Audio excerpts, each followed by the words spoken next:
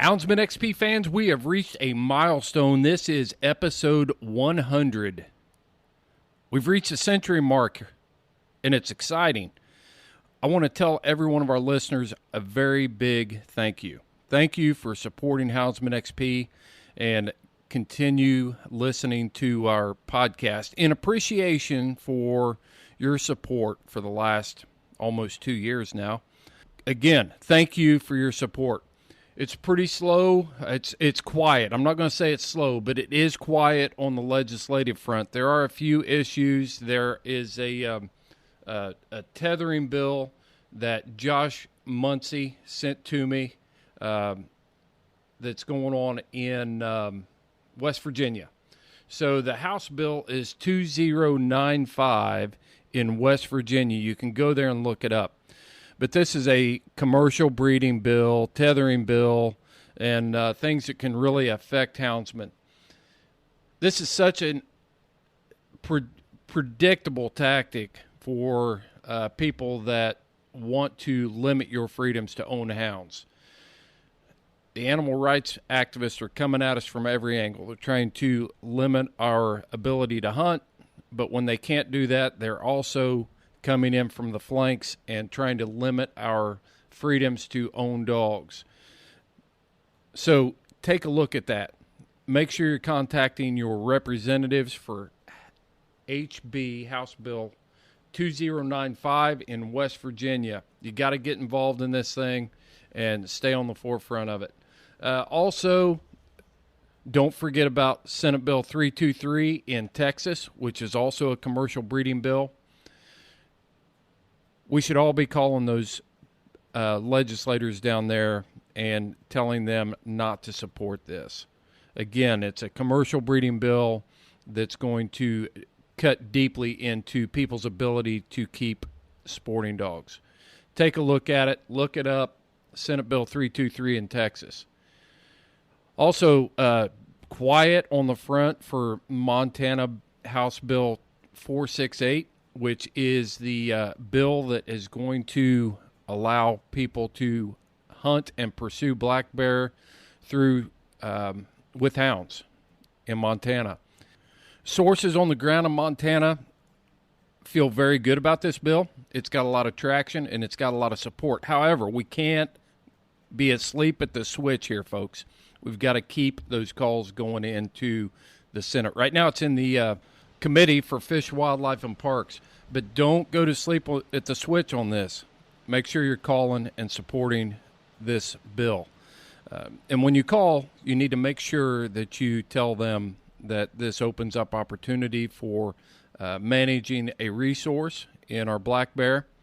And also it serves such a great purpose, and it's a great tool for effective biological study of those black bears. Stay tuned to any Montana group. Follow Terry Zink on Facebook.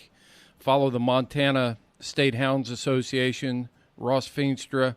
Any of those guys can keep you up to date and current on this issue. I also want to welcome aboard Southern Hound Hunting Magazine. Southern Hound Hunting, promoting the fair chase experience. Southern Hound Hunting Magazine is the most comprehensive magazine on the market today that represents houndsmen. I am looking at an issue right now. I see articles for coon hunting, hog hunting, bear hunting, deer hunting, rabbit hunting, squirrel hunting. If you can hunt it with a dog, they're talking about it in Southern Hound Magazine. The subscription is $15 a year, and you can go to www.southernhoundhunting.com and order your subscription today. Houndsman XP will be submitting an article or a column in there for every issue, and we're really excited to be partnering with such a great magazine like Southern Hound Hunting. There are going to be some international articles on there. We've got houndsmen from across the world that are going to be contributing to that magazine as well, and Mark is doing a super job with that. He promotes our youth. He stands for the same things that we do here to preserve, protect, and promote the houndsman lifestyle. Check him out at www southernhoundhunting.com and get your subscription today. This is a great episode. This is a crucial episode. This is an episode that is going to help you keep your hounds alive in the backcountry. Sheridan Myer is a vet tech from Colorado. She's been a vet tech for over 20 years, and she is going to give us some crucial information on what to do if we and our hounds experience an emergency, treating traumatic injury, and how to keep that dog alive until you can get it to professional vet care. And I think this is going to be a great episode for information, and we cover a lot of territory here. So enjoy this podcast. Again, 100 episodes. I'm humbled by the support that you have given us, and we will continue to be your voice for this lifestyle that we all enjoy so much. So, folks, it is time to dump the box. All right, from high atop some desolate mountain, I know you drove like 15 minutes, or I don't know. How far did you drive, Sheridan, to get to a place where you could talk to me? About 15 minutes. About 15 minutes. All right, I was close, like dead on close. 3 miles. Yeah. Well, Sheridan, we have Sheridan Myer on the podcast this week, and we are going to cover some very important subjects about care for our hounds. And just to set this up a little bit, Sheridan is a vet tech. Is that what you would call it, a vet technician? Yeah, well, a veterinary assistant. Veterinarian. I don't have the official paperwork. Right. So there's probably, it's like my wife. She's not technically a CMA, a certified medical assistant, but she's been doing it for so long that she does the whole job and takes care of patients and different things like that. Is that kind of the same deal with you? Yeah. Yeah, it's just training, formal government required training and license fees, right? Correct. on the job training rather than book training. That's exactly right. And there's so much to on the job training. So Sheridan, just tell us a little bit about yourself. Tell us about where you live, and just introduce everybody to Sheridan. Before we get there, though, I just want to tell you that I am really appreciative of the support that you've always given Houndsman XP, and you're a Patreon supporter, and you were the winner of our annual drawing for Patreon, or was you semi-annual? You were the semi-annual winner this past. Yeah, and we sent you a big frig cooler and some leashes and some stuff from Dogs Are Treats. So, Sheridan, I appreciate your support with the podcast, and thanks a lot. We appreciate you guys doing all you do for the sport of hound hunting. Well, I appreciate. Yeah, thank you very much, and it is very important to us. We try our best with the tools God gave us. We're doing the best with what He gave us. So, tell us about yourself, Sheridan. Where are you from? Well, I live in northwestern Colorado. We live at about 8,500 feet. We do a little bit of ranching on the side. I work for the local vet. I have one daughter. We got some lion hounds about 3 years ago. We raised border collies since I was a kid, working cattle and sheep and whatnot. Yeah. And we trial some of them around the United States. And then a good friend of ours gave us some lion dogs, and now we're broke. Yeah, Shorty asked me in the last podcast, what's the best piece of advice anybody ever gave me? And I said, probably not to start, not to get into this. You'll be broke for sure. It's not a cheap sport. And then just when I think we're getting down on dogs, we're doing okay, we go buy another one. Yeah. We everybody refers to it as a sport. We do refer to it as a lifestyle because, if you think about it, sports can come and go. I can't play football like I used to. I can't hunt like I used to either. But when you have hounds, it is absolutely a lifestyle. It's a dedication. There isn't a day that goes by that you can skip and not take care of your hounds. And once you get into it, I mean, you're into it. Absolutely. And then, we hunt other things besides hounds. And so, we basically hunt from the end of August till the 1st of January, end of January, somewhere in there. Yeah. Something.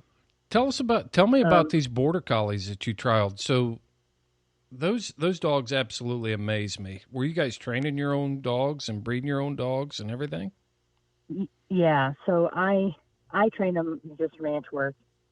I take them up the mountain. We run cattle on the mountain in the summer. And so I run them up the mountain, and then my daughter does all the trialing stuff. She takes them around with my mom. She travels with my mom, and they do courses and, cattle, sheep. We start them out on ducks as puppies. It's just as intense as the hound dogs. It really is.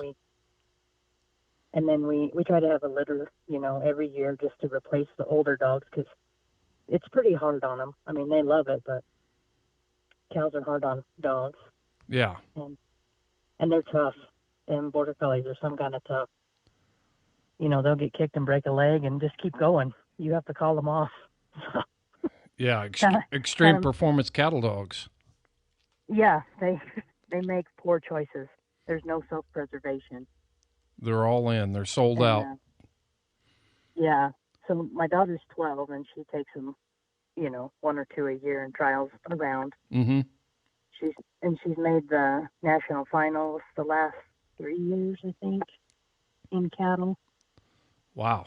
And then she does the National Western Stock Show here in Colorado every year, and she has since she was 8. So I got a question. And it always are these the type of dogs that they like creep up on a cow, and they do the whole sneak thing, and so some do. They have different styles. Mm-hmm. We have some. They call that using their eye. Okay. And so some of them will use their eye, and some of them don't have the patience for that, and they'll just go in and bite. Mm-hmm. And generally, it's better if they'll use their eye a little bit. Yeah. Kind of a predator versus prey thing, where the cows will just move without getting bit. If you bite them, they tend to run, and then things don't always go your way. Well, it absolutely intrigues me because it's something that I know nothing about, and we'll probably end up talking more about this off of the podcast because I'm always looking for ways to transfer the skills that other trainers use and transfer those skills over to training hounds. And did you find that it was a big transition to start using hounds as opposed to the border collies? No, I think they're a little more strong-willed. I told my husband when we first got hounds, if my border collies can listen and I can work them 300 yards out, these hounds can too. So we very rarely put our hounds on a leash.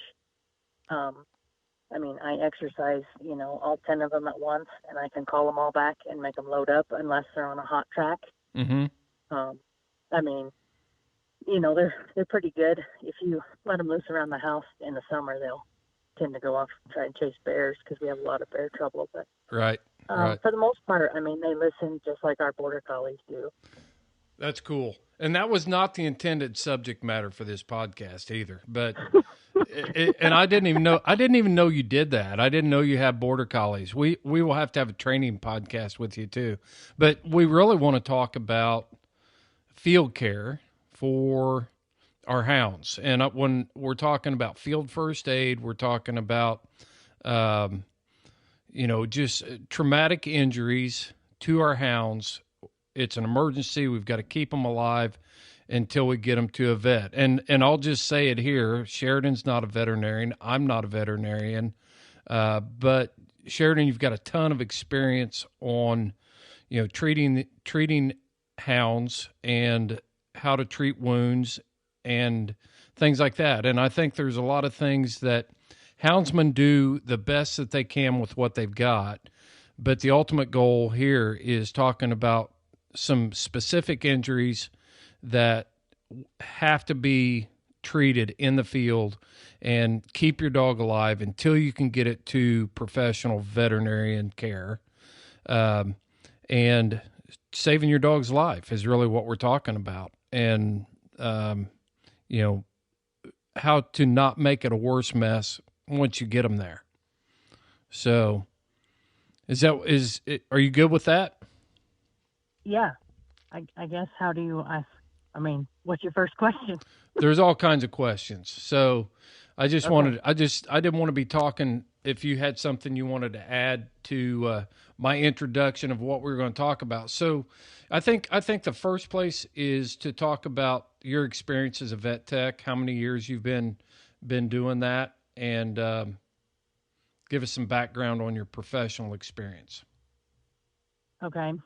So I've worked for the same vet for 20 years in June. And he's an old school vet. He'll be 82 this year, 81. So he does things a little bit old school, which isn't all bad. No. And we do large and small animals both. The only thing we don't do is snakes, pretty much lizards, that kind of stuff. Mm-hmm. I mean, I get in on everything from fixing broken legs to vaccinations, teeth cleanings. I mean, general, trimming toenails, the whole 9 yards. I'm involved in just about every aspect of the day. So Right. So the first thing I want to ask you about is there's a lot of things we could talk about, but the first thing I want to focus on, life-saving measures for traumatic wounds. And you said your vet's an old school. The veterinarian you work for is an old school vet, and I actually saw a dog get. We were squirrel hunting, and had our mountain curs out, and my hunting buddy's dog was shot with an arrow, and I thought for sure that dog was going to die. And we wrapped it up and compressed the wound and hauled it into the vet's office. And our vet in town was an old school vet, and he saved that dog's life. And I thought for sure that dog was a goner. And then another dog that I know was shot with a rifle. He made it home.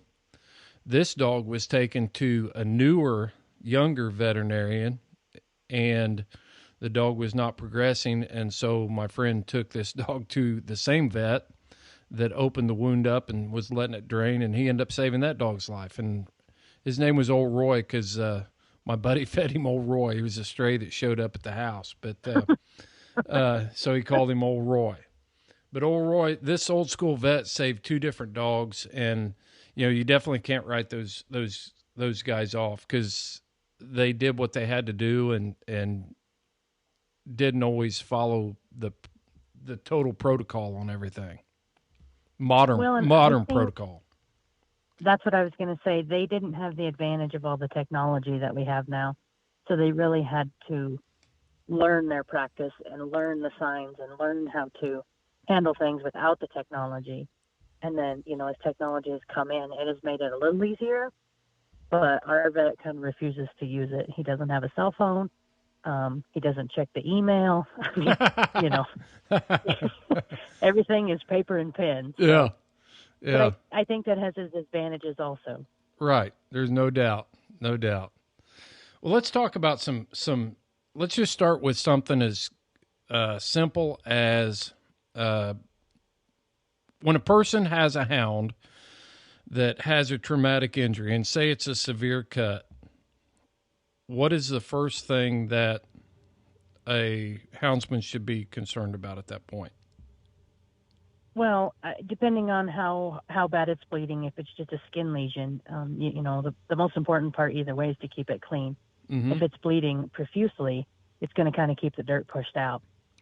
If it is bleeding that bad, it's best to get it stopped, whether it's pressure and a bandage. Most people carry a first aid kit of some sort. They make gauze that has blood stop on it. kind of expensive, works great. Put it on and pressure wrap it fairly tight. But it's going to help everybody out if you can keep it clean. That's the number one, is to try and keep everything clean, without causing more damage, obviously. You don't want to wrap it too tight where it loses circulation to it. Say it's on its leg.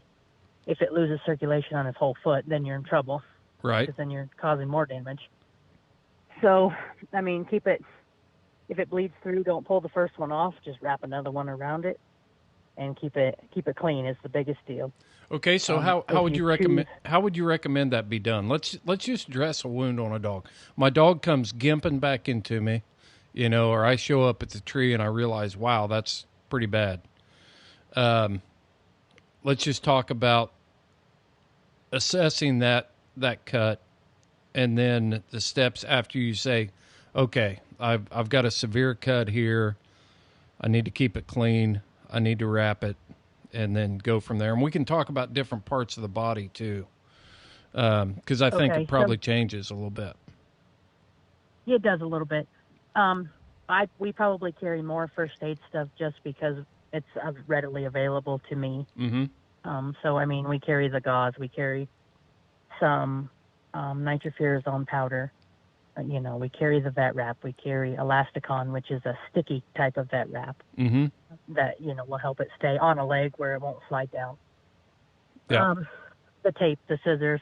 I actually carry suture just, because I can stitch something there if need be. But if you don't have it, you can always take your sleeve off of your shirt, your T-shirt, whatever you're wearing, cut it off and make a bandage out of it, kind of old school, but it works. Anything you have available to keep it clean.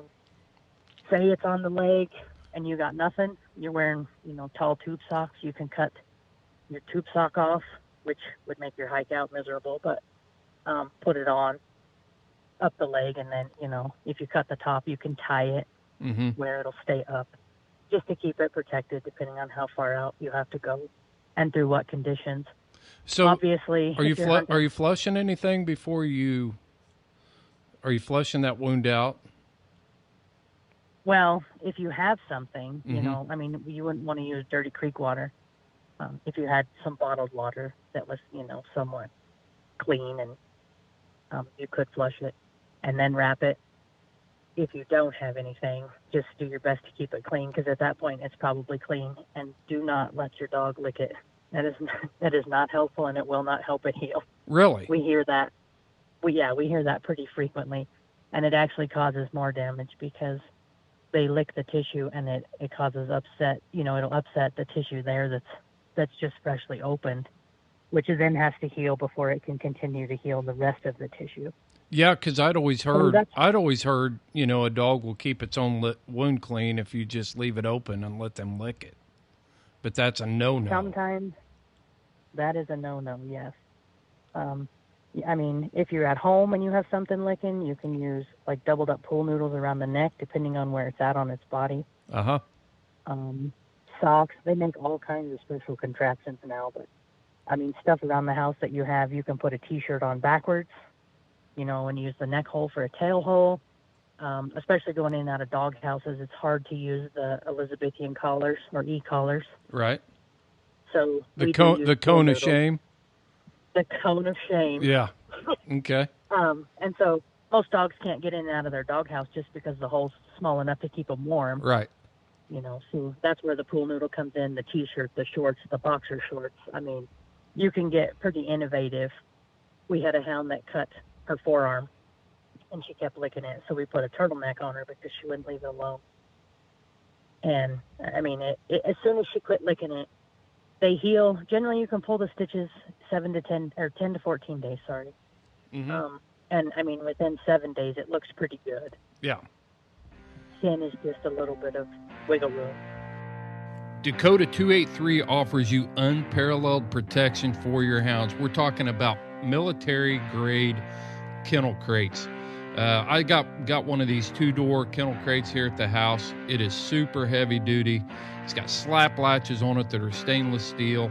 easily fits in the back of an SUV, or if you're traveling with a camper shell, it's a great way to keep your dog protected while you are traveling. You just got to check out their Dash series. This is a watering system, and I've used a lot of these portable waterers over the years, but this system is all integrated into one unit, and the way it's designed out of high impact plastic, the water stays in the tank when you're not using it because you can put a plug in it. Check them out. The 3.5 is also compact enough that I can store it behind the seat of my pickup truck while I'm out hunting when it's super cold. I've had exterior tanks before, and as soon as I go to cold climates, then I've got to figure out how I'm going to get water to my hounds, and the Dash takes care of that. So check out Dakota 283 at dakota283.com, and at checkout, enter the code HXP10 and get 10% off of your order. So at what point would you decide that you need to stitch something in the field if you're carrying sutures with you? So at what point would you say, I need to put a couple stitches in that? Or do you just, so we're talking about triage here in the field, I need to get some stitches in that, or that can probably wait and I can do it in a more controlled environment? If it's bleeding really bad, it's best to get the blood under control, the bleeding. Okay. Because obviously that's how the body functions. And if they lose too much, then they can tend to get cold, and it can cause, low blood sugar. I mean, it can cause all kinds of things. So if it's bleeding profusely, it's probably best to go ahead and stitch it or tie it off somehow if you can. Okay. Right there in the field. If it's just a skin wound that's maybe seeping a little bit, you could do that at home. The sooner you get to it, the better it is. Mm-hmm. Don't wait till the next day, obviously, to stitch anything. It makes it harder on you, the doctor, everybody involved, because then you have to cut the edges and freshen everything back up. And sometimes there's not enough skin to bring it all closed after you trim everything back up. So then you have to close it multiple times. What's your feeling about sutures versus staples? Staples are great if you can get your dog to hold still for it. They're harder on the legs. Definitely that's like a chest, side, back area. Mm-hmm. If they got into a tree or something. Staples are great. As far as using them on the feet and legs, stitches are better because there's so much movement that the stitches allow it to be mobile, I guess, where the staples would pull and poke. And okay. So definitely suture. You want a little bit of flex. You want the dog to be able to do some flexing there, so it's not agitated by the suture. Right. Or by the staple. Right. I got you. And if you choose to staple or stitch it by yourself, it's important to leave the bottom open 1/4 to 1/2 inch so that it can drain in case you didn't get everything out. And obviously you're going to want to take it to your vet either way, just because it might need antibiotics or, mm-hmm. You may have missed a layer that's not going to heal right. But generally, most houndsmen, kind of see what needs stitched. But that's a big mistake we see is if they do staple them, they staple it all the way from top to bottom, mm-hmm. and then it can't drain. It gets pus filled, and then that's a whole nother. So if you got to open the bottom. So if I've got a lateral cut, say it's even with the top line on the dog going down the side, how far do I just leave one end open? Should I leave both ends of that open so it can drain out of either end if there's not really a bottom to it? It's a lateral line. What do you recommend right there? Then leave both ends open where it can drain. It's going to heal. It's going to take longer. But if you leave a 1/4 inch, you're not really going to notice that it's going to take that much longer. Mm-hmm. And it's going to allow that to drain out. Okay. Even the serum or the blood or the pus, or depending on how far along it is. So, okay, you get there, your dog, like you have a real traumatic injury with, say you've got arterial bleeding when you get there. You happen to be able to get there in time. What's the best way to stop bleeding? Well, depending on where it is, you're going to have to just go in and hold it unless you have sutures to tie it off with. Mm-hmm. I mean, they make hemostats, but if you don't have a pair of hemostats to stick up in the hole and pinch it off and then pack your dog out, because it's going to be hard to walk flopping with a pair of hemostats on its leg or elbow somewhere. So, I mean, you're going to either have to hold it with your hand and then, or wrap it and tie it off. Yeah. And hope you get there in time. So you're that's a pretty severe. Yeah. So you're actually clamping the bleeder off is what you're doing inside the wound. When you say get in there and hold it, then you're talking about correct getting into the hold wound. Of what's bleeding. Yeah. Yeah. And yep. Since we're talking 101 and there's a lot of new houndsmen, which end? I mean, you get an artery that's been cut in half. Common sense would say you want the end that's closest to the heart. Is that correct? Okay. Generally, you're going to see. I mean, it's going to seep out one end and it's going to flow out the other end. Okay. And if at all possible, you want to pinch it both off, but it's pretty hard because the gap is usually pretty big because they've sucked back. So you're going to want to pinch the one that is bleeding the worst off right away. Tell me the difference between veins and arteries. Arteries send oxygenated blood to the body, and veins take the deoxygenated blood back to the heart. Okay. So if it's a cut vein and say it's down on a leg and it's being pulled back to the heart, then the end that's bleeding the most may be the end closest to the foot? Correct. Okay. It could be, depending on which one it is or how it's... Yeah, I mean, you're going to see where the blood's coming from, whether it's bubbling up from the bottom or gushing out the top. It's pretty obvious when there's something that traumatic. Mm-hmm. Even when you anesthetize a dog and you go through the vein, to do it, if you don't hold it back, it's going to bleed back. And sometimes fairly profusely, depending on the dog. They all clot different. And, I mean, they have, like, vitamin K will help. Say your dog gets into rat poison somewhere. This is kind of going off topic, but you're going to want to induce vomiting right away. What about what's the charcoal? I carry it in my truck kit, but there's actually a charcoal that you can that absorbs. Yeah, yep, that'll absorb and then it depends on what kind of rat poison. So there are two different kinds. Mm-hmm. One is a bleeding, one causes bleeding, and the other one attacks the neurological system. Mm-hmm. And so, I mean, your best bet is to obviously get it out of the system. So get them to vomit. You can use peroxide for that, but most vets don't tell clients that just because you can aspirate a dog if you're not paying attention and they'll choke. And depending on the size of dog, depends on how much peroxide you use. And then, so if you can't get it all out, that's when you use the charcoal. Okay. And try to get the charcoal to absorb what they didn't throw up. Mm-hmm. And what's the best way? What's the best way to administer? We kind of jumped topics there, but I think it's we did. It's let's come back to the ingestion of that sort of stuff. But okay. We were talking about clamping and stopping bleeding. I want to ask you a question that I think every houndsman goes through. I mean, every single one. It doesn't matter if you're a coon hunter or a cat hunter. The split ear that won't stop bleeding. Oh, ears are tough because they're always shaking them. And the best way to handle that is to suture it back together. Uh-huh. And it just like the face, they bleed profusely, and it probably looks worse than it is.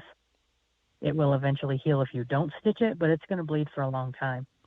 And it's going to be sore, And then if you don't stitch it, you're obviously going to have an ear-notched dog. But right. That's probably the best is to suture it back together. Make sure it's clean and suture it back. I've never stitched an ear on a dog, but I have had split ears, and man, it looks like they're going to bleed to death. I mean, it does. It's just they shake. It looks bad. They shake their head and they sling blood everywhere. So tell and every time they shake, they knock the clot off. So that's what yes. keeps it. Yeah. So tell me if this is a proper way. So what I found is to move up the ear, find the vein or the artery that's actually doing the bleeding, and apply pressure right there and slow the pressure down, until it can clot. It's not, it's not bleeding so much that it's just blowing the clot off the end of it, and get that down. And then what I do at that point is I take I'll tell you the two best things that I use is maxi pads and tampons. And they're cheap. They're amazing. They're cheap. They're readily accessible. And I will wrap an ear with a tampon. And then I use vet wrap and tape and wrap the ear to the top of the dog's head. So if they do shake their head, that they can't knock the clot off of it. Yep, you can actually wrap around the whole head. Yeah. Where the ear pins down under the jowl also. Yeah. Just to keep that ear from flopping. Yes. So they can't shake the clot off. Yep. So I'll take the tampon, wrap, I'll stop the bleeding, take the tampon, tape it on the ear, and then vet wrap the whole ear to the top of the head. By the next day or 2 days, it's always been golden at that point. I've never, but it took me a long time to figure all that out. Right. Yes. Trial by fire. Yeah. We've seen some innovative things. Come in, like you said. Maxi pads they're lightweight and they absorb really well, so they're easy to pack around.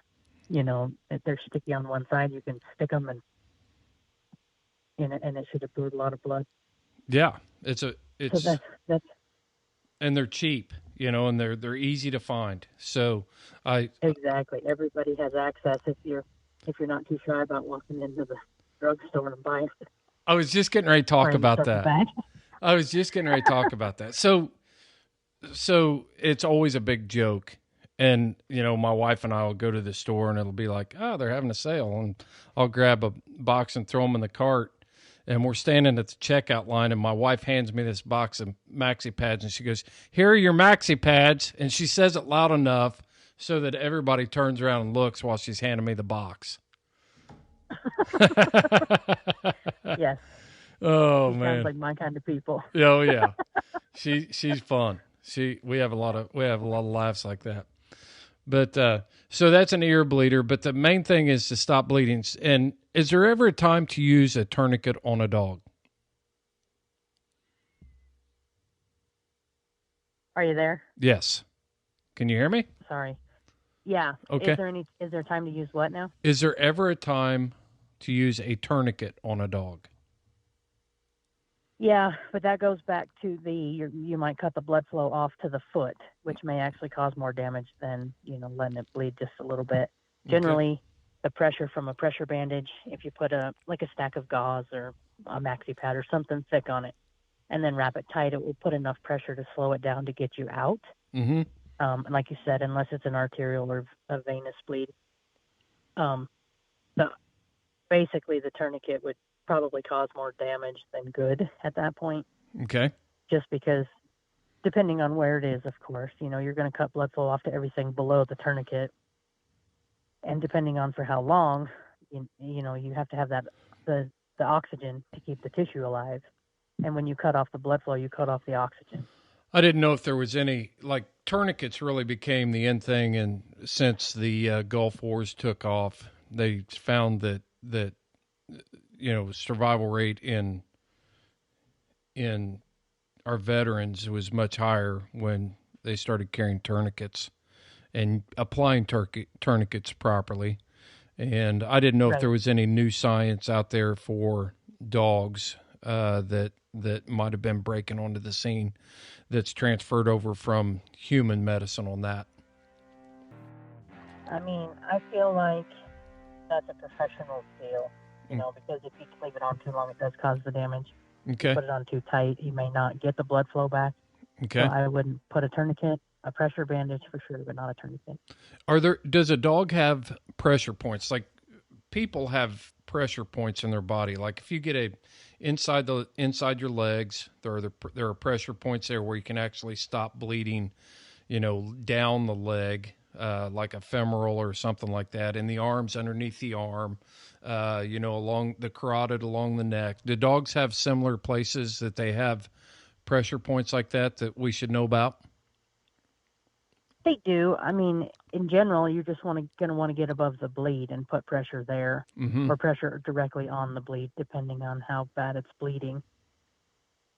You can use some pressure points, but it's going to be hard to hike out of the mountains or wherever you are if you're holding pressure on something. Right. Trying to keep it from bleeding, where if you just wrap it, then you can throw him in your pack or over, whatever, if he can still walk or she can still walk. Mm-hmm. So they do have the pressure points. It's just harder to access them, and they're not always a willing participant. Right. Yeah, I'm just looking at it from the angle of, okay, I've got a bleeder here. I'm trying to get it stopped. Maybe the artery or the vein that's bleeding has slipped back up in the wound where I can't get a hold of it. So let's put some pressure up here, and I think you said it, above it. And, Yep. just until you get the bleeding slowed down. And you may have to sit there for half an hour holding it until you can get it some blood stop or blood clot in it and get it slowed down. Correct. Okay. All right. Yeah. Okay. All right. I think that pretty much covers that part of gashes and wounds. I always had, so the next thing I want to talk to you about is like a disembowelment or a partial disembowelment. Okay. Get in there and your dog's been cut along the abdomen, and you can see some gut. You can see some maybe some of it's coming out through a hole. What should I do? Well, I hate to sound bleak, but your dog probably isn't going to make it, depending on how bad it's been disemboweled. If it's just a little one that, an inch or two that you just got some stuff seeping through, rinse it off as best you can with clean water. Saline, if you carry it. Most people don't pack saline just Mm-hmm. because we have enough stuff to pack. So, everybody has bottled water. Flush it off, push it back in, and then wrap it tight where they can't push it back out, and get them out, as soon as possible to get that taken care of. And make sure you tell your vet, I have flushed this with water, to be honest. Don't, because they know when things don't go right. We know you're not hiding anything. We've seen it all. Right. And even though you think you're hiding something, you're not. Mm-hmm. So, be honest. That's the best thing you can do for your dog, is to be honest and say, I didn't have any clean water, so I broke some ice in the creek, flushed what I could, all the dirt and debris, bark, whatever off, and I wrapped it. Mm-hmm. Okay, that's good to know. We need to take a peek in there, make sure there's no chunks floating around, whatever. Get everything cleaned up really well before you stitch it. And then, of course, they would give you antibiotics either way. But it's best. It's in your dog's best interest to be honest about Mm-hmm. what you've done, what happened, just so we know every little detail. Because one little thing could change the whole show. That's interesting. That's a very good point. Be honest. Just tell them exactly what you did. You're trying to save your dog's life. Nobody's going to keep a scorecard and, Exactly. you did what you had to do. We're just there to help you, either fix what happened if possible, or, those little setbacks. Say you don't tell us you flushed it out and you may have missed a piece, and then we miss a piece, and then your dog's got an infection, internally, and that's never good next to all your organs and whatnot. So be honest and tell your vet, Mm-hmm. this is what happened, and they won't judge you. They might judge you, but they're not going to yell at you. Right. And right. and most of them will tell you, well, next time, maybe do this or do that. And that's the best learning source you can do, is have a good relationship with your vet and ask them these sorts of questions. Mm-hmm. Hey, say I did this. How can we go about? And most of them will talk to you over the phone and not charge you. Yeah. An office charge or whatever. So if you have a quick question how to handle something, call them up, and that's what they're there for. Yeah. Yeah. I've called vets before, When I was a canine handler, I had different situations that came up. It's like, hey, I'm on my way with a dog, and this is what I've done. And they're like, okay, but you should go ahead and do this for me real quick. And they actually walked me through something that I didn't know I needed to be doing. And then when I get there, you know, just being honest with them and talking to them and telling them what you do, they understand that Right. I'm not a vet, and I'm doing the No, best. not everybody's had Yeah. 8 years of training. So So let's get back to this bowel deal. Should the bandage be moistened? You know, with clean water, keep it moist, keep the gut moist, the part that you're putting against the dog before you wrap it. I've always heard that should be a moist, to keep moisture in that area, because gut dries out really fast and really easily. So it does dry out fast, but if you keep it, the bad thing about moisture is that's where bacteria grows. Mm-hmm. So I mean, you're automatically setting up a good place for infection because it's moist and it's going to be up against the body, and then it's going to be warm. Mm-hmm. And you know that's perfect for growing bacteria. So Even if you can get everything pushed back in and wrapped, the body itself is going to keep it moist. okay. It's only going to dry out if it's in the air, you know, not exposed. Mm-hmm. So if it's inside, it's probably okay to get you back to your vet. Interesting. The moisture is definitely a bad thing for infection and growth. And so I wouldn't moisten it, but. Okay. No, I like it. That makes perfect sense, because as I sit here and I think about it, you know, say I put a moist bandage or a gauze on that thing, and the dog's, any moisture, the dog's still got hair all over it. It's still dirty, so it's seeping down onto that. The moisture is interacting with the body temperature of the dog, and bang, just like you said, you're setting it up for an infection and probably IV antibiotics once you get there. Exactly. You're making it harder on everybody. So just push everything back in easily. Obviously, you don't want to get too rough, but Mm-hmm. And then wrap it Okay. up, and the body should naturally keep everything moist if it's inside. Yeah. Yeah, interesting. Anything else that we need to know about that? I mean, obviously. If your dog has had a trauma like that, the best thing you can do for them is keep them warm, because they do go into shock really fast. Okay. So when Tell you us, first get there and you tell see us your what dog shock hurt. is. I mean, it's not like, you know, I'm No. shocked. You know, Right. give So us the actual meaning of what shock is. Explain that. Well, their body gets cold and stiff, and the adrenaline's pumping through, and they're obviously in pain. You can check their gums to see how shocky they are, and their capillary refill. So generally, they're fairly pink. Each dog is different, and it's hard to keep track of everything, but you can have a general idea of what your dog's color looks like just by lifting up their lip real quick and taking a peek. The whiter it gets, obviously, the more in shock they are, the more pain they have, or the more bleeding, depending on the situation.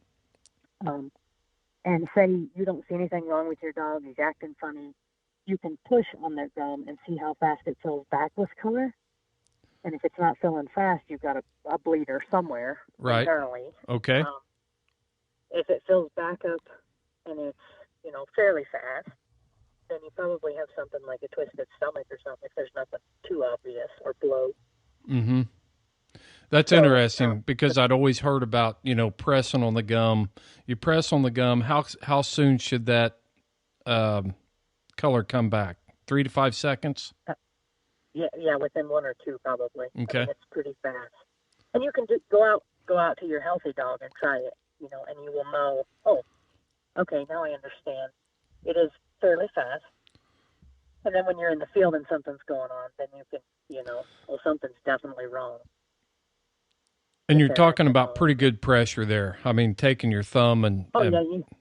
Yep, you can push it right up hard against the gum, and you'll see it turn white under your finger, and let it off, and you can see it fill back in with color. And then when that color doesn't come back, I'll recap that. You're saying that you have an internal bleeder in there somewhere that you need to get with it. Get them to the Correct. vet. Yep.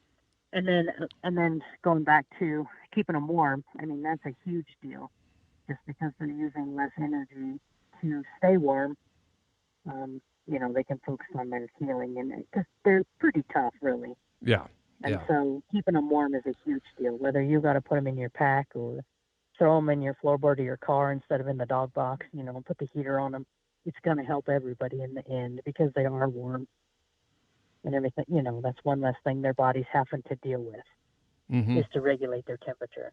What have you found to be the best thing that a houndsman could carry to do that? Are you talking old blanket? Are you talking space blanket? Or are you talking, whatever you have in your pack. I mean, if you're, depending on where you're at and you got a coat or something, slap a coat on them and then put them, depending on how hurt they are, if they're walking or you're packing them. Generally, if they can walk out, they probably don't need that extra heat. So it would be just packing them in your pack or over your shoulder or whatever. Throw your coat over them. Just that extra layer of heat will help immensely. Nice. What other symptoms of shock? What other things are symptomatic might indicate that the dog's got suffering from shock? Well, like the lights are on and nobody's home. Their eyes are open, but they can't really comprehend what's happening. You're trying to tell them something, or you're trying to get them to do something, and they're just kind of looking at you. They're probably in shock. Okay. Those are the basics. I mean, you could get into taking your dog's temperature and all that, but that's not really field handy. Right. Yeah, I don't carry a thermometer in my first aid pack. I always found it hard to keep it. I always found it really difficult to keep for a dog to keep that thermometer under their tongue. Yeah, exactly. And sometimes it's hard to keep it where you want it. Some of them don't appreciate it at all. Yeah. My wife doesn't appreciate me using the house thermometer to take the dog's temperature. I can tell you that. That's a good way to add it. That thermometer will never be used in the house again, I promise. So that's one cheap way to replenish your pack is go on and grab your wife's thermometer out of the medicine cabinet. I used it on the dog. Well, you can keep that one. Yep. Ours is clearly marked. So what you're saying is you keep them in the same place. No, not really. But you never know when things are going to go awry, and you just grab a thermometer and, oh, buddy. So it's always good to mark that sort of stuff. Yeah. One thing that would make a bad day worse. That's right. One thing that I want to talk about, it's something that happens all too often, is gunshot wounds in our hounds. And seems to be a little more common back east here where the pieces of property are smaller and dogs get places they're not supposed to be. And it is a crime. And I'll just start this off by it needs to be investigated by law enforcement as a crime. And that's a whole different podcast. But so we've got a dog that suffered from a gunshot wound. Go. Well, depending on where it is, I mean, if it's farther back in the stomach, you basically need to get it to the vet. If it is a gunshot wound, same thing as keep it clean, stop the bleeding. Be honest with your vet and tell him you're not sure what happened, or if you saw it, tell him everything that happened and how your dog reacted when it happened. But the most important thing is to keep it clean and, stop the bleeding. If it's internal, I mean, you want to get them to the vet as soon as possible, just because, like anything, the juices in the stomach and the guts, I mean, they're going to cause toxins in the body, and you can't really recover from, over poisoning. The way I've normally seen it is, you hear your dog treat in there, and this is mainly coon hunting related. You hear your dog treat in there, you hear a gunshot wound, you go in and the nightmare starts unfolding from there. And say the dog is, you look at your dog, you realize that he's got maybe a bleeder on the side, or he's laying there, and what kind of triage should you be doing immediately? Should you be looking for exit wounds? And obviously, if a dog's laying on its side, you don't know how bad the trauma is next to the ground, that he's the side Right. that he's laying on. Yeah, I mean, obviously your bullets aren't the cleanest thing, so you're going to want to make sure that you get them somewhere as soon as possible. But it's basically the same first aid, keep it clean, keep them warm, wrap up the bleeders, and get them out of there so you can get some professional help, because they may need an IV, or they're obviously going to need antibiotics. Right. There was a guy that had a cow dog get shot at. It didn't kill the dog for chasing, I think he was chasing deer. Don't quote me on that. But anyway, and it killed all the tissue around for probably 6 inches on both wounds, one at the top of his shoulders and one at the base of his hiney. Mm-hmm. And so, I mean, the bullets are nasty because nobody obviously sterilizes them before they shoot. So it's best to just keep it clean, keep the bleeding slowed down, and get them out of there and get some help. Mm-hmm. And then, like I say, keeping them warm, that goes a long ways to helping everybody out. Right. So it's pretty similar as a cut, or it's just a little more worrisome, and you want to hurry a little bit more. Well, I think there's something about a gunshot wound that automatically everybody's like, "Oh my gosh, they've been shot." In law enforcement, people with knives can do a lot more damage quicker than what somebody with a gun can. And so we overlook it, but there's such a mystique about a gunshot wound, and oh my gosh, they've been shot. And it's not the end of the world, no matter whether it's a cut or a gunshot wound or whatever. The first thing you got to do is collect yourself and realize that you got to stay calm here. Get your no dog matter out of there. how mad you are. Yes. Get your dog out of there, and then you can go back and whip the guy or girl, whoever it was. Take care of your dog first, and then then you can go back and handle the rest. So, Right. Yeah, staying calm. If you stay calm, it's going to help your dog stay calm. I mean, if you're in a panic, obviously your dog's going to get worried. Do you think that transfers over to your dog when you're panicked? Oh, 100%. Or when you're nervous, or, I mean, they know, especially if you got your hands on them, they can feel your heartbeat.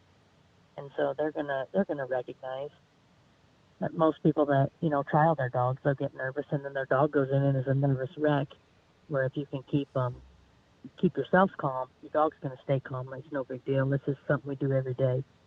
So they definitely can feel it. They know what's going on. It all transfers right down the leash, doesn't it? Correct. Yeah. Same for horses. You're riding the horse knows. Mm-hmm. Yep. Yeah. Exactly. And they know if you're nervous, then something, they ought to be looking around, getting boogered, and so if you can stay calm, that helps. What about car versus dog? Dog gets hit on the road. Any special things that we need to be cautious of? I always go back to the first responder thing with people. They talk about stabilizing the head, spinal stabilization, all this other stuff. How important is that for dogs? It's similar. If their spinal column is damaged, they're going to lose feeling in their feet, or, they're going to be paralyzed. So it's similar. The less you can move them, the better. Generally, when a dog gets hit by a car, unless it pretty much instantly kills them, they generally run somewhere as a panic. Mm-hmm. And that's just pure adrenaline, right? Correct. Yeah. They're not going to just stay laying in the road for you to, take care of them. So, if you can keep them still, that's great. Most of them are going to light out, and then you're going to, try and track them down, catch them, whatever it takes. And they're probably going to bite you because they are in pain. And that most dogs that are hit by a car will bite, no matter how nice they are. And then, don't move them too much and take them to the vet right away. It goes back to keeping them warm and comfortable, something soft to lay on, because it obviously hurts. Right. So, and then would that transfer over to like a fall from a tree, a fall from a ledge, a fall from, because hounds will climb, hounds will do that sort of stuff. Yeah. If they fall out of the tree, I mean, there's not a lot of self-preservation, because they do love what they do. Contrary to what people think, they live for it. Right. And so they're not going to stop. If they fall out, they're going to go chase whatever jumped, or so as soon as you can get your hands on them and check them out, make sure that they're not limping. Or if they are limping, there's lots of ways to tie the leg up where they're not using it. But the best thing you can do is splint it with something right there in the field, because if it is broke, they tend to, the muscles will suck up tight, and it makes it harder to get the bones back in place for the doctor. So if you can stabilize it just to get them out, to get them to the vet, whether it's a branch or you name it, a fence stay, just something that you can get your hands on to keep it straight, and kind of keep it immobilized, I guess. Okay, so that's a big help. I got a couple questions coming off of that, but the first one is, you talked about a splint. So, describe what that entails. Putting a proper splint on a dog, or at least a field expedient splint. Okay. Immobilizing it. You're going to want to put a layer of something, whether it's a layer of vet wrap or cotton or T-shirt or whatever you happen to have, gauze. Then put your stick, your branch, your post, whatever you got handy. A thicker, straighter is better, obviously. And then wrap it again, just because the wood will abrade the leg and cause open wounds, which then cause more trouble down the road. When you do have a real splint on, then you have the infection under the splint that you have to treat. It slows the healing process. So you want to put a layer against the dog's skin before you splint the leg. Okay. And then whatever you have handy, I mean, shoot, you can cut your shirt up, or, whatever you've got going. So if you have the vet wrap, that's great. Yep. You vet wrap, say we go ahead and we wrap it up with vet wrap, because we're Johnny on the spot and we've thought about this, and we've got vet wrap against it. We put a splint on both sides of the leg, or just one side, or what do you recommend? A one is good enough. One is good enough? Generally. Okay. Yeah, because if it's broke, they're not generally going to walk on it anyway. It's just to keep it, say, walking out. It's not going to be flopping everywhere. Gotcha. Which is going to upset the muscles more, and then that's when they start to shrink up. And the sooner you get your dog in to have it checked out, the better off it's going to be for you and the doctor. And it's probably going to cost you less, because you're not going to have to, pay to have your dog put under longer to stretch the muscles back out to get the bone put back together. That's interesting. For you in the long run too.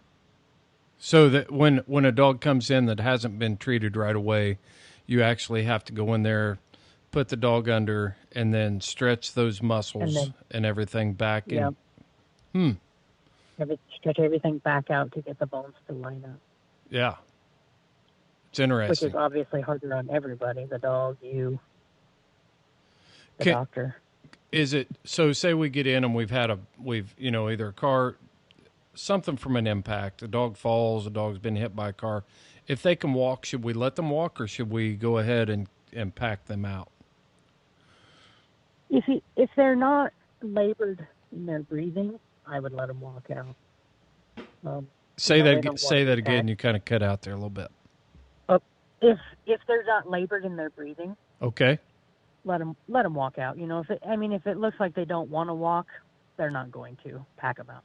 But they're generally pretty tough, and if they want to walk, they're probably good to walk out and just be checked out. Okay. If they don't want to walk, if they collapse a lung, that happened to a friend's dog. I've heard of that too. If they don't want to walk out, they're huffing, they're puffing, help them out. Yes, yeah. So it may not only be, it may not be a broken leg. It may be a punctured lung from an impact like Right. that, or a Or the spleen or the kidneys are bruised. exactly. They're pretty resilient, but they're going to tell you if you use a little bit of common sense that, well, don't drag him out of the woods if he doesn't want to walk. Mm-hmm. Help him out a little bit, or if he wants to walk, then let him go at his pace. But if he walks, I don't know, 5-10 feet and stops and just looks at you, he probably needs some help getting Right. out. If he wants to walk normal, he's probably going to be all right. Just sore and maybe has a cracked something or bruised. But Should we be checking them for shock? Getting checked out. Should we be checking them with Oh, shock with that gum press deal and the whole 9 yards? Yep. Okay. Yeah, it won't. I mean, it's not hurting anything. It doesn't take that long to see what's going on, because there could be a bleeder inside that says, "Oh, I got to pack this dog up, get out of here," stat. Right. Rather than we can take our time, we can gather dogs, ease our way out of here versus we got to go now. Mm-hmm. You mentioned a dog biting. Do you have any tricks for field expedient muzzles so that you can treat a dog? Yes. You can use a shoelace or a piece of gauze, something, and tie it in a circle and put it kind of like a square knot on your shoe. Put it on the bottom and pull it tight, and go around the top of the nose again. So you've doubled up your circle now. Tie it off, and then go behind the ears and tie it off so that they can't just push it off right away. I hope that makes sense. I guess you start with your square knot on the top, tie it, go around, drop your tails, tie a square knot on the bottom, and then go behind the ears and tie it. Quick release. Yeah. So you can get it off. But, mm-hmm. But if that will help you out, I mean. You want to know what I use in my pack for that? What's that? One leg out of a pair of pantyhose. And that's perfect. They make rolled gauze that works great. It weighs 0. I mean, it's almost lighter than air. And you take the full leg and you start on the top of the muzzle, wrap around, go back over the top, back under, cross it over, and then tie behind the head, and you've got a muzzle right there. Yeah. So it works amazing. I'm not trying to steal your podcast at all or your information. No, you're doing a good job. It's just something that I found was, and I didn't learn that. I mean, I didn't create that. I learned that when I was a canine handler. We had to do some field first aid stuff, but all that stuff is, any of those hacks is really what we're looking for. And I think a lot of times people just overlook some simple things that they can do. Obviously, if it's 0 out, you don't want to be using all your clothes. Me personally, this is just my own personal decision. If I wade through a river and it's 0 out and my dog's injured, I'm not using my clothes to keep my dog alive. Correct. I mean, I'm gonna have to choose. Yeah, if it's your life or his life, I mean, I hate to say it, but yeah, you have to use some common sense there and say, "Oh, and we're going to do the best we can, buddy." But yeah, I think in our current day and time, we see it, with this, the way people are with. I mean, we put the same value on a dog's life as we do a human's life, and I'm just not there. As much as I love my hounds, it's important to take care of the people first, and absolutely the dogs second. And I don't think any of our houndsmen need to be told that. I don't know why I felt like I was motivated to say that, because I think most houndsmen have got common sense. But we've got a lot of younger, newer houndsmen that are coming into this all the time, and it's just like combat first aid. When I was in the Marine Corps, you use their first aid kit on them. Your first aid kit is for you. So, it's just common sense type stuff. But right.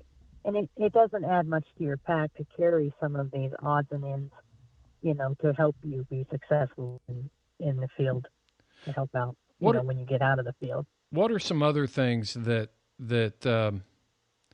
people can stow in their pack that, is just useful stuff, and it's easy to acquire. You know, we talked about tampons, we talked about maxi pads, we talked about pantyhose. You know, you got anything else that people can use? You know, Go ahead. paracord. Paracord is amazing. You can use it for all kinds of stuff. You can make the muzzle. You can, if you have enough, wrap it, you know, to keep your splint straight. If you don't have, you just have to be careful wrapping too much because it will cut the circulation off. Paracord. Paracord. Yep. And it's lightweight. Mm-hmm. It's cheap. I mean, you can go to any store and pick it up. Gauze. I mean, you can buy an entire sleeve of gauze off of Amazon for like $3. You know, or go to your vet. Either way. And it doesn't take up much room to, you know, pack a stack of an inch or two of gauze, and that's more than enough to do field trauma stuff. Mm-hmm. Vet wrap is available at any farm store. So all of that is readily available, and it's a good thing to have. It doesn't take a lot of space or a lot of room. Mm-hmm. And that could pretty much handle with that, and, you know, like you said, the maxi pads or the tampons. That would get you out of the field fairly cheap and keep everything fairly clean. And most people hike with water anyway, so. Mm-hmm. We don't carry anything too special in our pack. What about like the small bottles of saline solution? I mean, like the 6 ounce comes out when you squirt it hard. You know, it's already got a kind of, you know, you put the pressure on it. How much pressure is too much pressure for flushing a wound? Is that safe to use on a wound? Yes, saline is safe. Yes, you could definitely use that. But it takes quite a bit of pressure to tear up the tissue, really. Okay. Yeah, I just wanted to know if that was something safe for people to use. Talk to me about like Neosporin or triple antibiotic cream. The big spots that you can. What's that? I think we talked over each other. Go ahead and say what you were saying again there. Oh, so if you got the saline, it's not a repetitive thing. You're squirting it over the big obvious dirt, flushing everything down. Mm-hmm. So, I mean, if you want to pack it, it's a great thing. Yeah. To carry. Okay. So I've heard 2 different stories on triple antibiotic cream in dogs, for dogs. Is it good or is it not good? Like a Neosporin. What's that? Yep.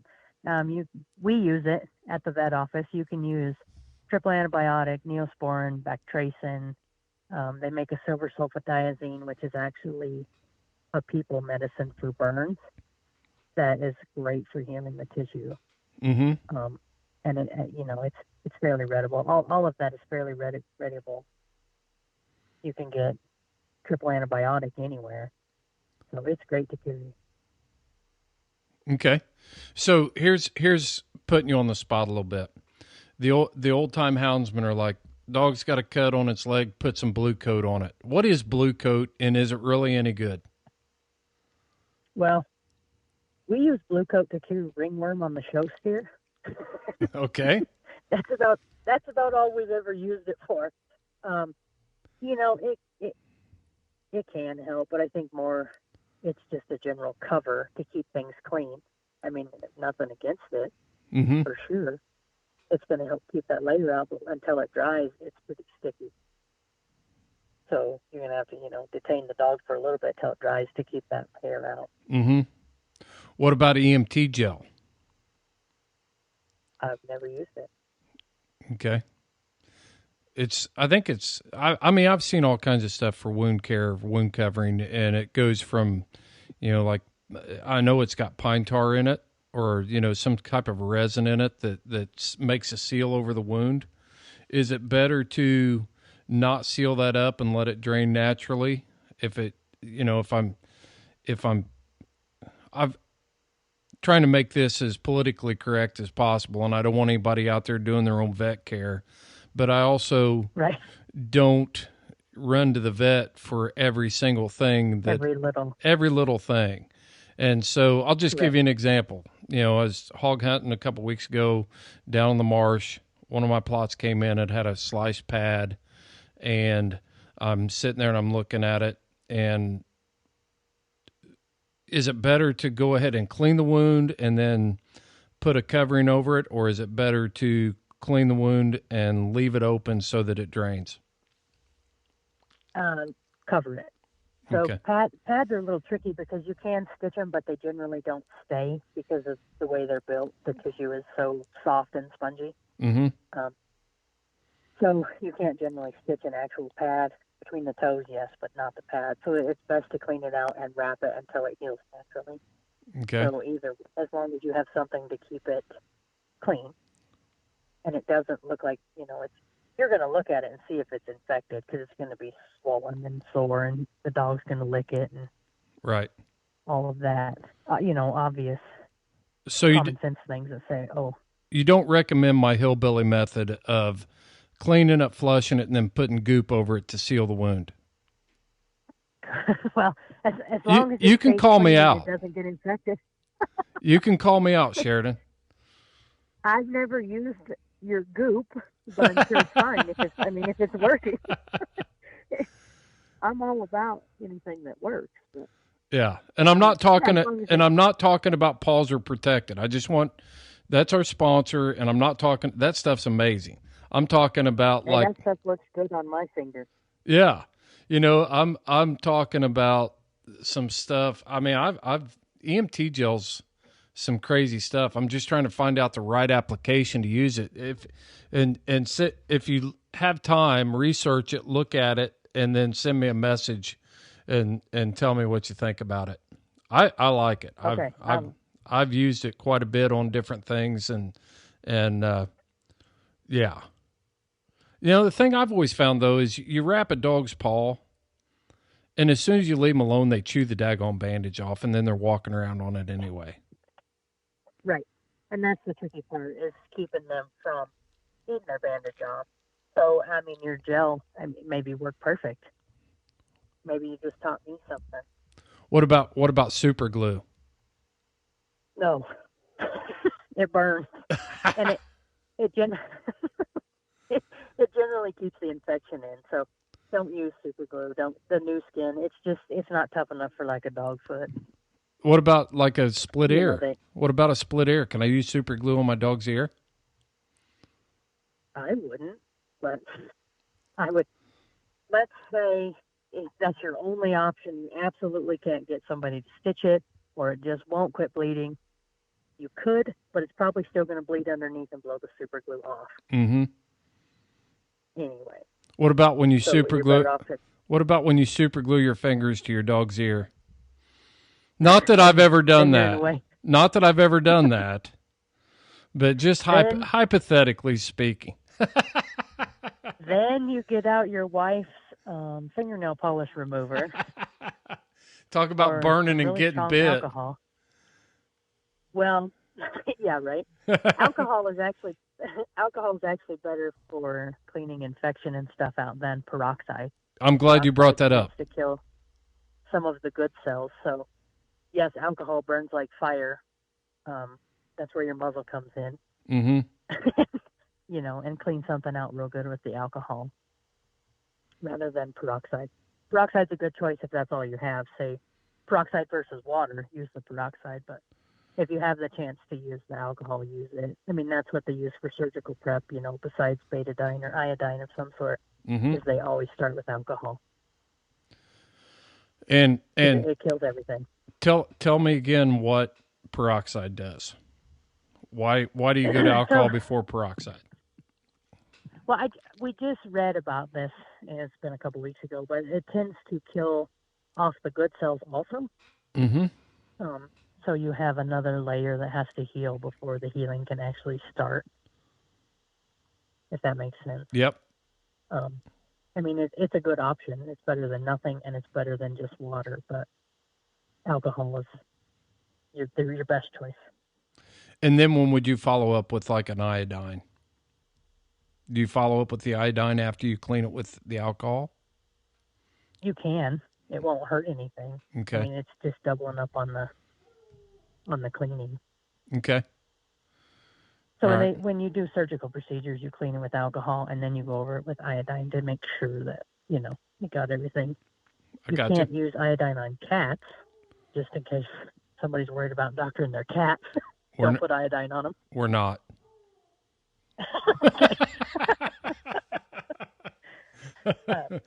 Yeah.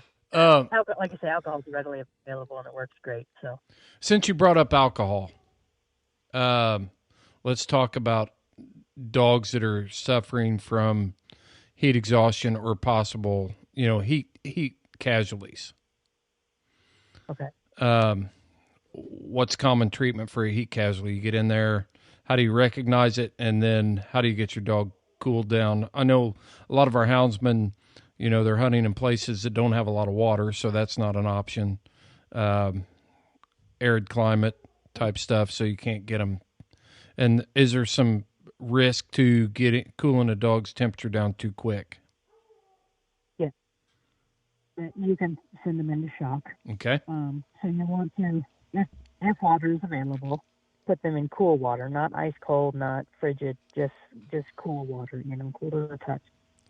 If water's not available, get some air flowing over them because they don't really sweat.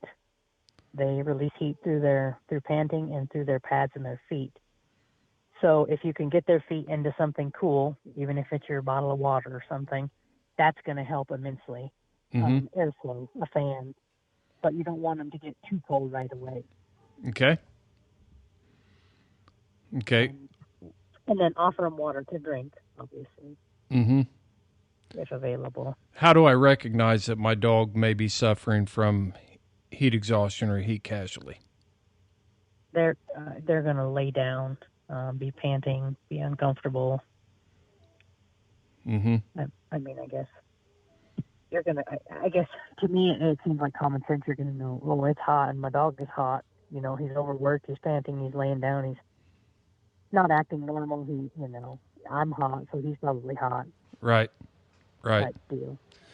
Well, I guess we could probably call this like First Aid 101 for dummies.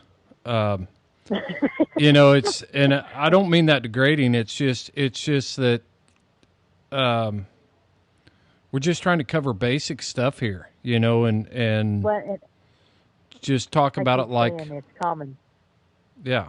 That it's common sense, but to me, it is common sense. I guess to maybe everybody else it might not be, but you're going to know if your dog is off because you're with them all the time. And you know what's normal, and oh, he's not acting normal. Mm-hmm. Then you start going through, is he hurt? Am I hot? Is it hot out? Is he hot? Go there. If he's panting, he's obviously hot. If I put, and then. So a dog that's panting, if we go back to, I think it was the podcast with Dr. Arlie Reynolds, he talked about, getting water back in the throat to scrub off the back of the throat because they've got those membranes and things in the back of their throat. When a dog starts panting, they actually develop a mucus over the back area of the throat. So if you have a water bottle, or Shorty Gorham just put an HXP pro tip up by, cutting a small hole in the top of a bottle and actually squirting that back in there. You don't want to drown your dog because, like you said, I think you mentioned it before, aspirating them. But if you can scrub that off a little bit, that will help them cool down faster because they'll actually build up a mucus membrane on that area in the back of their throat. Right. So if you can't get them to drink, if they're so hot they're not wanting to drink, that's when you would use that. Mm-hmm. Generally, they're going to drink something. Yeah. If it's available, or eat snow. Yeah, and believe it or not, I actually train all my dogs because we hunt in some pretty hot and humid conditions here in Indiana, believe it or not. And so I train them all to drink out of a squirt bottle and also a Camelback. Every one of my dogs will drink out of a Camelback pack. Oh, really? Ours will drink out of a water bottle, but that's it. Yeah, I bet you if you put that down there and you just open it up and put some pressure on it, that they'll drink out of that. And you can actually squirt it out, and they'll just sit there and lap it up. It's just one of those little tricks that I thought, I wonder if this dog will drink out of this. And they were hot and panting, and I just pinched the end of it and put some pressure on it, and yep, they'll drink out of it. It's pretty amazing. That's good to know. Yeah. That is amazing. They're pretty innovative, though. I mean, you can teach them anything. Yeah. So what about alcohol? Using alcohol to get the core temperature down for a dog that's in heat conditions. Say you're close to the truck, you're right there by your truck kit, you got a bottle of alcohol in there. Can I pour this alcohol on, like the feet, and alcohol evaporates faster than water, so it's going to cool the dog down. Have you ever heard of that? I in horses, yes, never in dogs. Okay. Generally, just you want to put your dog's feet where it's cool, and if you're close enough to the truck to do the alcohol, you can put them in the air conditioning, or in where they got some airflow. I got you. In the dog box, open all the flaps or something. Okay. Just because it's going to be easier. Yeah. Okay. What have we missed? I don't think anything. I don't know. I don't know if they learned anything, but. I think it was great. I really do. I think, and obviously, again, we're not trying to substitute this information for well-trained vet care, proper vet care. This lifestyle is expensive, and there's a risk every time we turn a dog loose. I don't care where you're turning them loose. And if you can't, you shouldn't be trying to save money by not getting your dog their proper care. And that's one of the things that we talked about in our podcast for the new year. One of my resolutions was not to have more dogs than I could properly care for. And right. I agree. So again, we're not trying to train anybody to be a vet tech. We're just trying to get some information out there that can save your dog's life, help your vet, and not make things worse for your dog.